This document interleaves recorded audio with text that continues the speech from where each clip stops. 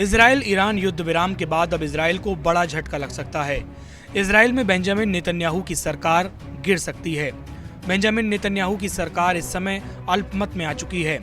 दरअसल अतिरूढ़िवादी शास पार्टी ने बुधवार को बेंजामिन की सरकार से समर्थन वापस लेने का ऐलान कर दिया और इससे एक दिन पहले ही यूटीजे पार्टी ने भी सरकार से समर्थन वापस ले लिया। इजराइल की 120 पार्टियों वाली संसद नेसेट निचला सदन में सरकार बनाने के लिए 61 सीटें चाहिए। इन दोनों पार्टियों के अलग होने के बाद सत्तारूढ़ गठबंधन के पास केवल 50 सीटें बची हैं, यानी कि सरकार फिलहाल अल्पमत में है। शास पार्टी ने गठबंधन छोड़ने के मुद्दे पर कहा, भारी मन से हमें ये स्वीकार करना पड़ रहा है कि हम सरकार का हिस्सा नहीं रह सकते।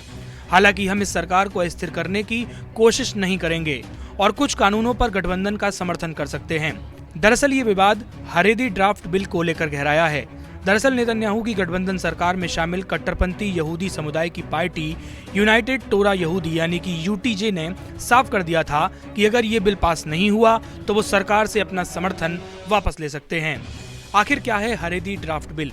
ये प्रस्ताव विशेष रूप से हरेदी यहूदी युवाओं को सेना में भर्ती करने में छूट देने से संबंधित है। हरेदी यहूदी समुदाय धार्मिक अध्ययन में जीवन समर्पित करता है, आमतौर पर आधुनिक शिक्षा, रोजगार और सैन्य सेवा से दूरी बनाए रखता है।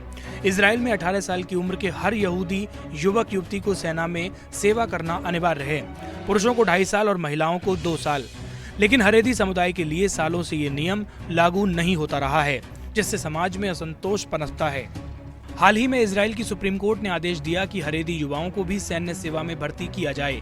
इस आदेश के जवाब में सरकार ने एक नया विधेयक हरेदी ड्राफ्ट बिल तैयार किया, जिससे धार्मिक छात्रों को फिर से छूट मिल सके। लेकिन इस प्रस्ताव को लेकर भारी विरोध भी है। आखिर इस बिल का विरोध क्यों हो रहा है, आइए आपको बताते हैं। ये इजराइल बेतन्यू की पार्टी के प्रमुख एविगडोर ने इस बिल को इजरायली युवाओं के साथ अन्याय करार दिया। उनका कहना है कि अगर सरकार इस तरह के कानून पारित करती है तो इससे देश में जनाक्रोश पैदा होगा। ये निर्णय सैनिकों के बलिदान के साथ धोखा होगा और केवल राजनीतिक लाभ के लिए उठाया गया कदम है। वहीं दूसरी तरफ गाजा में जारी युद्ध ने इजराइल की आंतरिक राजनीति में नया विवाद खड़ा कर दिया है। इस संघर्ष में सैकड़ों इजरायली सैनिकों की जान जा चुकी है, जिसके बाद अल्ट्रा ऑर्थोडॉक्स यहूदी समुदाय पर ये आरोप लगा रहे हैं कि वह सैन्य सेवा में भागीदारी से पीछे हट रहे हैं, जबकि बाकी नागरिक मोर्चे पर अपनी जान गंवा रहे हैं। राजनीतिक विश्लेषकों का मानना है कि ये विवाद फिलहाल प्रधानमंत्री बेंजामिन नेतन्याहू की सरकार को गिराने के लिए काफी नहीं है, लेकिन ये देश की राजनीतिक अस्थिरता को बढ़ा सकता है, खासकर उस समय जब गाजा में युद्ध विराम और लेबनान व सीरिया की सीमाओं पर बढ़ते तनाव को लेकर नेता आपस में टकरा रहे हैं। एक रिपोर्ट के मुताबिक अक्टूबर 2023 में शुरू हुए इस युद्ध में अब तक 888 इजरायली सैनिक मर चुके हैं। वहीं गाजा के स्वास्थ्य मंत्रालय का कहना है कि इस अवधि में इजरायली हमलों में 58,557 फिलिस्तीनी मारे गए हैं। करीब 1,39,607 घायल हुए हैं। गाजा के सरकारी मीडिया कार्यालय GMO ने आरोप लगाया कि इजराइल गाजा पट्टी से फिलिस्तीनी आबादी को जबरन हटाने की योजना पर काम कर रहा है।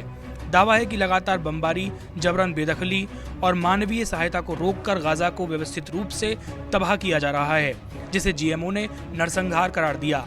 GMO के मुताबिक गाजा की 70% से अधिक इमारतें खत्म हो चुकी हैं। लगभग 19 लाख लोग, जो गाजा की कुल आबादी का 85% हैं, बेघर हो चुके हैं।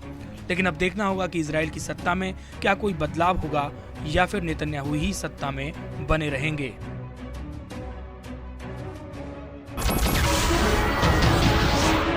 नमस्कार, मैं हूं मानक गुप्ता।